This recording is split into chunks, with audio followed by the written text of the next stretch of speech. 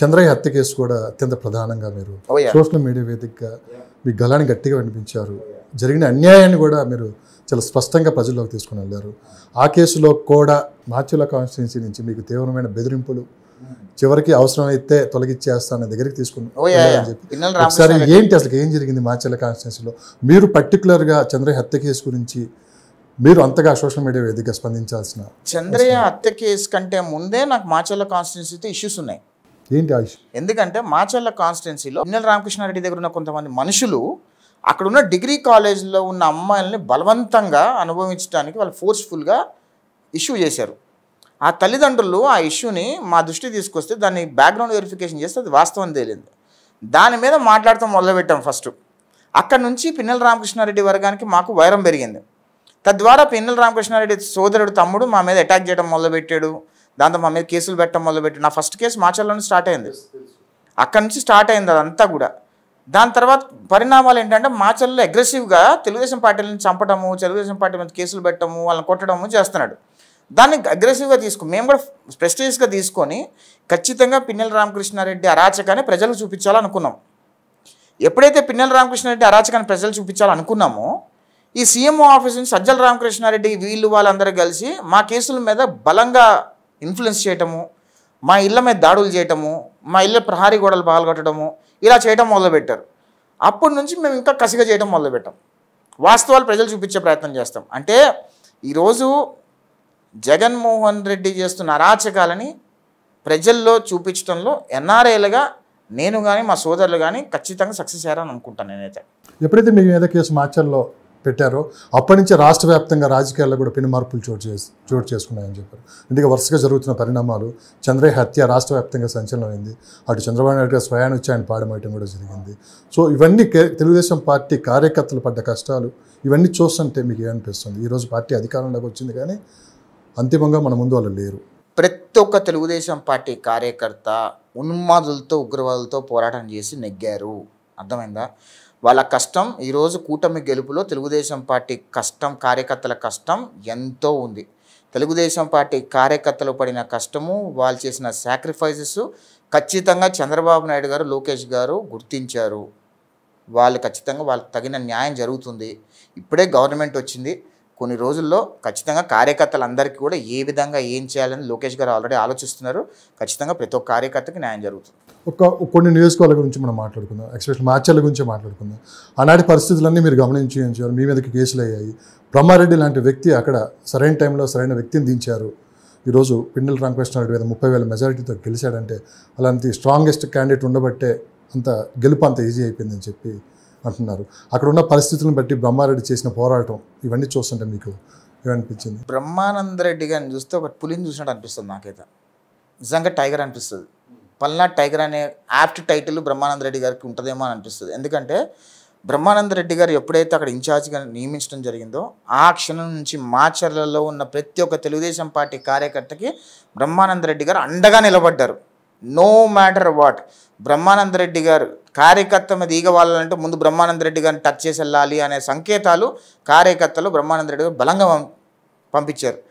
తద్వారానే కార్యకర్తలందరూ కూడా మన జూలకండ బ్రహ్మానందరెడ్డి గారికి అండగా నిలబడ్డారు. అదేవిధంగా కార్యకర్తలకి నాయకుడు కార్యకర్తలుగా అనుసంధానం చేసుకొని ఖచ్చితంగా పార్టీని గెలిపించడంలో మాచర్ల నియోజకవర్గ తెలుగుదేశం పార్టీ కార్యకర్తల పోరాటం ఎంత ఉందో బ్రహ్మానందరెడ్డి గారిది ఒక్కడే అంత ఉంది.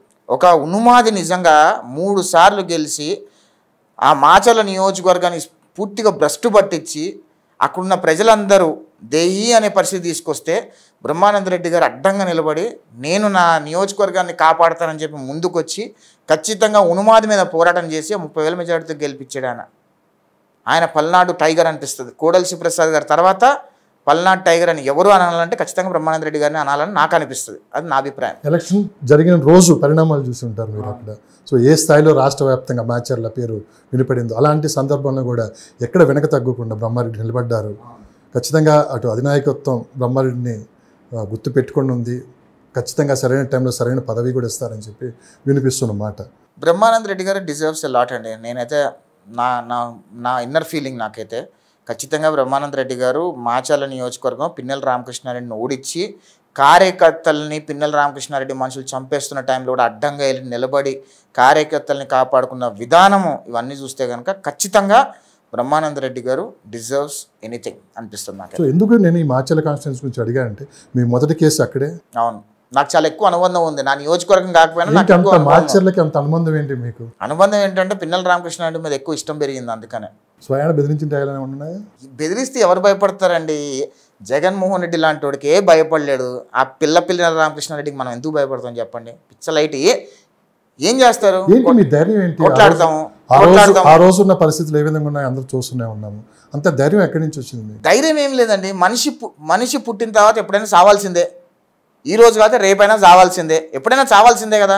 సరే మనం చచ్చామనుకో, రాష్ట్రం కోసం పోరాడాము, ఒక ఉన్మాదు కోసం పోరాడాము, ఈ దరిద్రుడిని గద్దె దింపడానికి కోసం పోరాడుతూ పోయాడు అనుకుంటారు రాష్ట్రంలో ప్రజలు. కనీసం మనం పుట్టినకి కనీసం ఒక మీనింగ్ ఉంటుంది కదా, అదే ఆలోచించాను నేను. అంతమంది నేనేం ఆలోచించాల. That's all my take was. ఆర్థికంగా బాగా సెటిల్ అయ్యారు, మంచి జాబ్ ఉంది, ఒక కంపెనీ ఉంది. ఇన్ని పెట్టుకొని కూడా ఎవరి కోసం ఈ పోరాటం? అంటే మీరు అన్నారు తెలుగుదేశం పార్టీ కోసం, మరోపక్క ఆంధ్రప్రదేశ్ రాష్ట్ర ప్రజల కోసం అన్నారు. ఈ పోరాటంలో ఏం జరిగిద్దో కూడా ఎవరు ఊహించలేరు ఆ టైంలో. అయినా కానీ మీ మీద ఒత్తిళ్ళు వచ్చినా కానీ ఎక్కడ వెనక తగ్గలేదు. పదవి కోసమా కాదు, ఏం ఆశించారా? ఏమైనా ఆశించారా పార్టీ కోసం? ఏది ఏంటి? నేను పదవులు ఇవన్నీ కూడా నాకు పెద్దగా పట్టవండి. ఎందుకంటే వాట్ ఐ బిలీవ్ ఇన్ ఏంటంటే పదవి తీసుకుంటే ఆ సర్టన్ సెక్షన్కి మాత్రమే న్యాయం చేయగలుగుతాం. వైడర్గా మనం మాట్లాడలేము. అందులో పదవులు తీసుకుంటేనంటే మనం నోరు మూసుకొని కూర్చోవాల్సి వస్తుంది. సో మనం ఏంటంటే పార్టీలో కూడా తప్పులు జరుగుతున్నప్పుడు మేము ప్రశ్నిస్తున్నాం. ఇప్పుడు జగన్మోహన్ రెడ్డి చేసిన తప్పులే మేము మాట్లాడామంటే అలా కాదు. ప్రతిపక్షంలో మేము ఉండగా మా నాయకులు చేసిన తప్పులను కూడా మేము ప్రశ్నించాం. ఎటువంటి బేసిసాల పోకుండా ప్రశ్నించాం. అలానే తప్పకుండా మా పార్టీలో నాయకులు తప్పులు చేసినా ప్రశ్నిస్తాం. దానిలో ఎటువంటి బేసిసాలకు లేదు. ఈ ప్రశ్నల వర్షం ఎలానే ఉంటుంది. 100% మా పార్టీలో ఉన్న ఈరోజు మా పార్టీలో నాయకులు నెగ్గారు అంటే మా పార్టీ కార్యకర్తల భుజాల మీదనే నెగ్గారు. Very clear. అది శ్రీకాళహస్తి ఎమ్మెల్యే బొజ్జల సుధీర్ రెడ్డిపై కొన్ని ఆరోపణలు వచ్చాయి ఇసుక దందాపై. మన మధ్య ఈటీవీలో కూడా దాని మీద స్పోలింగ్. బొజ్జల సుధీర్ కుమార్ రెడ్డి గారు ఎవరినైనా సరే అలా మాట్లాడడం తప్పు. Very clear. అది ఆయన కార్యకర్తల అండతోనే గెలిచాడు. ఆయన పైన దిగి రాలేదు. ఖచ్చితంగా కార్యకర్తల అండతోనే గెలిచారు. కార్యకర్తలకి అనుకూలంగా ఉండాలి. అదేవిధంగా తప్పులు జరుగుతున్నప్పుడు తప్పులు జరుగుతున్నాయని చెప్పినప్పుడు సరిదిద్దుకోవడం మంచి పద్ధతి. అంతేగాని మనం బూతులు మాట్లాడేసి వాళ్ళు నువ్వు తప్పు చేస్తున్నావు అని చెప్పిన వాళ్ళని బూతులు మాట్లాడి జర్నలిస్ట్ అయినా ఎవరైనా సరే అదే పద్ధతి కాదని నా అభిప్రాయం. ఖచ్చితంగా బొజ్జల సుధీర్ కుమార్ రెడ్డి గారు అది తెలుసుకుంటారు, సరి చేసుకుంటారు అనేది నమ్మకం ఉంది నాకు. బూతులు అని మీరు మాట్లాడారు. రాష్ట్ర చరిత్రలో ఎన్నడూ విధంగా లాస్ట్ 5 years బూతులు చిన్నపిల్లల నుంచి పెద్దవాళ్ళ వరకు అందరూ సోషల్ మీడియా వేదికగా విన్నారు. ఇప్పటికి కూడా ఇదే సోషల్ మీడియా వేదికగా ఈ బూతు పురాణం అనేది ఇంకా తగ్గించలేదు. ఇప్పటికి అదే కంటిన్యూ చేస్తున్నారు. ఎలాంటి మార్పు రాలేదు. సో దీని మీద ఇప్పుడున్న కూటమి ప్రభుత్వం ఏమైనా చర్యలు తీసుకునే అవకాశం ఉందంటారు? అంటే బూతు పురాణం అంతా మొదలుపెట్టింది వైసీపీ కదా. అంత గలీజ్ బూతులు ఎప్పుడు నాకు తెలిసి దేశ చరిత్రలో ఎవరు ఈ రాజకీయ పార్టీ నాయకులు మాట్లాడిన, కొడాలి నాని మాట్లాడిన బూతులు, పేర్ని నాని మాట్లాడిన బూతులు, రోజా మాట్లాడిన బూతులు, ఇక వైసీపీలో ఉన్న అలగా నాయకులు అందరూ బూతులు మాట్లాడారు. ఏ రోజు కూడా తెలుగుదేశం పార్టీలో బూతులు మాట్లాడలేదు. ఎప్పుడు కూడా బూతులు చాలా దూరంగా ఉంటారు. మీరు ఎక్కడ టెంప్ట్ అవ్వలేదు? నేను అదే అంటానండి. నా టార్గెట్ ఎప్పుడు కూడా నేను ఏ రోజు కూడా జగన్మోహన్ రెడ్డిని అమ్మాలి బూతులు తిట్టలా, ఏ నాయకుడిని బూతులు తిట్టాలా. నేను వాళ్ళు అన్ని బూతులు నన్ను ఇప్పుడు నా ట్విట్టర్లో చూశారనుకోండి, గలీజ్ బూతులు రాస్తారు. కానీ నేను ఏ రోజు సహనం కోల్పోను.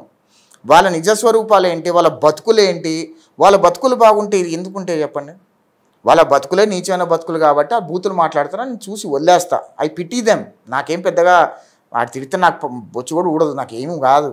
కాకపోతే నా పాలసీ ఏంటంటే వాస్తవాలు ప్రజలు తీసుకెళ్లే ప్రయత్నం చేస్తే ఇలాంటి ఉన్మాదులందరినీ ఎలిమినేట్ చేయడం అనేది పెద్ద ఈజీ ప్రాబ్లం కాదు. ప్రజలే ఓట్లు లేకపోతే వాళ్ళు ఎలిమినేట్ అయిపోతారు.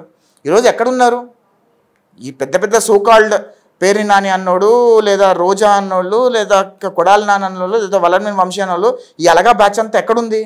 ప్రజలందరూ ఎగ్గిరిదంతే ఎక్కడ పోయి ఎట్లా పడ్డారు. అవునా? అందుకనే ప్రజలే నిర్ణయిస్తారు, ప్రజలే అంతిమంగా నిర్ణయిస్తారు. వాళ్ళు ఓట్లు వేసారు, వీళ్ళు ఓడిపోయారు, మేము గెలిచాము. ఖచ్చితంగా చంద్రబాబు నాయుడు గారి గవర్నమెంట్లో ఇట్లాంటివన్నీ సహించరు. ఎక్కడికక్కడ తోక కట్ చేసే ప్రయత్నం చేస్తూనే ఉంటారు. లోకేష్ గారు ఇంకా రెడ్ బుక్ తెరవలేదు. రెడ్ బుక్ తెరిస్తే ఖచ్చితంగా ఇవన్నీ కూడా సైడ్ అయిపోతాయి. దీనికన్నా ముందు ఇంకొక ప్రశ్న ఉంది. తెలుగుదేశం పార్టీ దగ్గర ఎన్ని డబ్బులు తీసుకొని మీరు ఇదంతా గ్రౌండ్ వర్క్ చేశారు? నేను సవాల్ విసురుతున్నా, జగన్మోహన్ రెడ్డికి డైరెక్ట్ సవాల్ విసురుతున్నా. ఈ పిల్ల బచ్చాలకు కాదు, జగన్మోహన్ రెడ్డి దమ్ముగా సవాల్ విసురుతున్నా. నేను ₹1 తీసుకున్నట్టు తెలుగుదేశం పార్టీ దగ్గర నుంచి వచ్చింది. నేను ₹1 తెలుగుదేశం పార్టీ దగ్గర తీసుకున్నట్టు నిరూపిస్తే నేను జగన్మోహన్ రెడ్డి పార్టీ కండవ కప్పుకుంటా. ₹1 లేదంటే జగన్మోహన్ రెడ్డి నా బూట్లు నాకుతాడా అని అడుగుతున్నాను. ఎందుకంటే విమర్శలు చేయడం ఈజీ. నేను దమ్ముగా ధైర్యంగా చాలా ఛాలెంజ్ విసురుతున్నా. ఈ పిల్ల కాకులు, పిల్ల కుక్కులు, పిల్ల సైకులు, వైసీపీ పెయిడ్ ఆర్టిస్టులు ఎవరైతే ఉన్నారో, ఎవరైతే మాట్లాడుతున్నారో వాళ్ళందరూ కూడా సవాల్ విసురుతున్నా. నేను తెలుగుదేశం పార్టీ దగ్గర నుంచి ₹1 తీసుకున్నాను కానీ ₹1 తీసుకున్నాను కానీ నిరూపిస్తే నేను వైసీపీ పార్టీలు చేరిపోవడానికి సిద్ధంగా ఉన్నా. ఓకే, లేదంటే జగన్మోహన్ రెడ్డి నా బూట్లు నాకుతాడని అడుగుతున్నా.